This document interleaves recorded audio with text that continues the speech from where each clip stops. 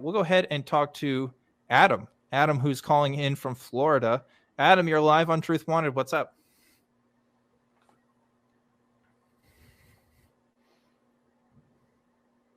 Hello, Adam. You are live on Truth Wanted. Can you hear us?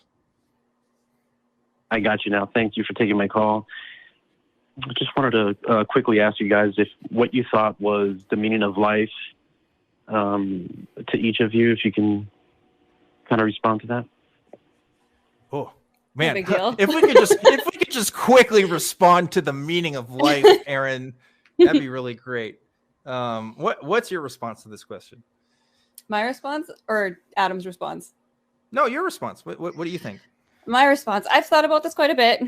I do think that it's something that is a little different for each person. I think that I feel like my purpose of life at this point is to try to learn as much as I can, experience as much as I can, and be a force for good, whether it's with my family or my kids, and leave the world better than I found it. I don't know. It kind of sounds too like a little cliche, but I want to leave a path of good things behind me. And I want to teach my kids to continue on with the curiosity, so like everything just continues to get better, progress. I don't know. On my day-to-day purpose, because I think it's important to have like a bigger idea, and also my day-to-day purpose. Like I get a lot of enjoyment and fulfillment out of learning new things every day. And I think that that's something that's kind of new to me since deconstructing my faith, like we had talked about earlier, Dan, like the sense of there's so much to learn. And I actually get like a real a joy, and like I feel very satisfied, and my purpose, like I feel like I found meaning when I learned something new frequently. and then being able to use those new things that I've learned in some sort of way, whether it's even just talking about it in a conversation or to learn a new skill. Like I feel like that's purpose. That's amazing. But it might be different for other people.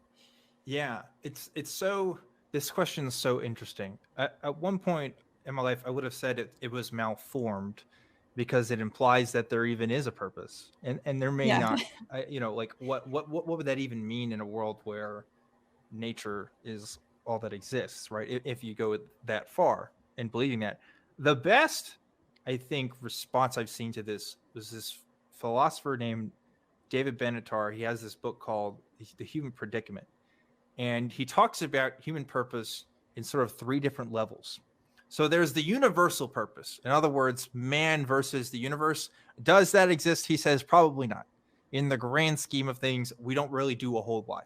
We move some molecules around, and that's pretty much it, right? If we're talking about the grand universe as a whole. And then the next level he talks about is with mankind. And he says that some people can make that big difference. There's some people whose names like Martin Luther King Jr. or I don't know, Amelia Earhart, like they make a difference to mankind. We know who they are. They have that place in our history. And so they found purpose in that sense. And then he talks about the third one, which is purpose on the local level.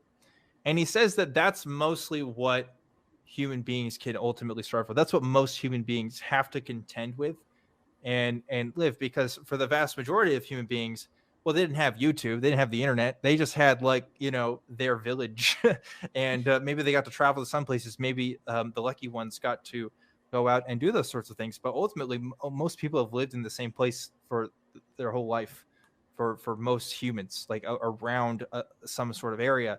And that's just a brute fact of humanity. That's just kind of something we have to contend with. I'm gracious for the opportunity to be able to talk on platforms like this, and then actually talk to people from around the world and have a global connection with people that I otherwise would not have if it weren't for the technologies that we have right now, which is really cool. But I tend to find purpose in that. I think that's what gets me up in the morning, if that's what we're talking about, purpose. I love relating to people in a community and finding others that find this same things that I do to be interesting.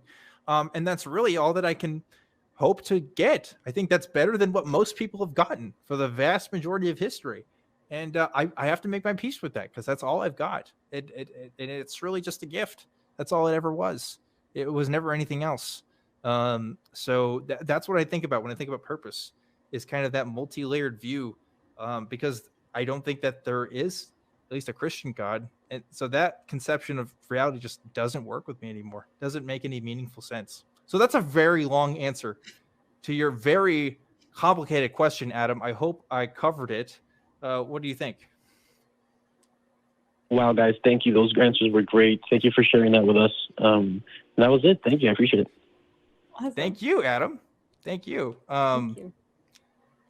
It's one of the most human questions you can ask, really, right? I remember being asked that before, and like, so like when I gave him my answer, it's because I think that's the answer that I've come up with anyway, because it's like that is actually like why I get out of bed, because I've got things to do, things to experience, people's lives to affect, kids to teach, and community to be a part of, and like it doesn't need to be ultimately significant on a cosmic level. Like that's enough for me. Yeah, it's like, if every other human being or every other life form I could communicate with, and I'm not counting like AIs at this point. I don't know. We're not going there. Different conversation, Dan. if there were no people on Earth and it was just me, I would find that to be a very sad thing.